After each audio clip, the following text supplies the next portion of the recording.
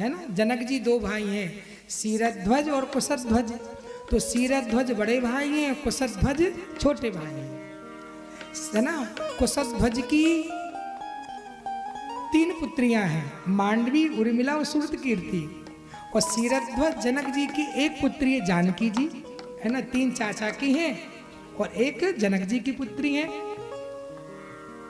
तो जनक किसी का नाम नहीं है, जनक एक पद है ना। निमि वंश का जो भी बालक जनकपुर की राजगद्दी पर बैठता था उसको जनक नाम से जाना जाता था।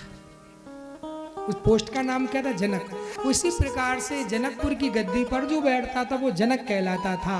नाम था उनका शीरध्वज, शीरध्वज। तो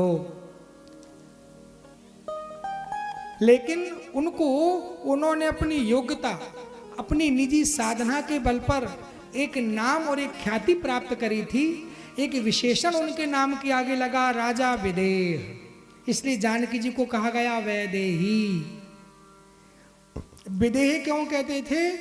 विगत देहा इति विदेहा, है ना, है ना। विगत देहा देहा शक्ति निर्विक्ता निर्मुक्ता इति विदेहा। जिसकी देह में किसी प्रकार की आसक्ति नहीं है और देहजन शरीरजन आसक्तियों से जो निर्वित्त हो चुका है उसी को विदेह कहते हैं, है ना। निर्वित्त तरसई उपगीयमाना। तो जनक जी, लेकिन आज ऐसा हुआ कि निर्गुण ब्रह्म में रमण करने वाला वो विदेह है। भयं विदेह विदेह विसेखी। आज वो शरीर से उठा हुआ व्यक्ति, शरीर की आसक्ति से उठा हुआ व्यक्ति राम जी के शरीर में आसक्त हो गया।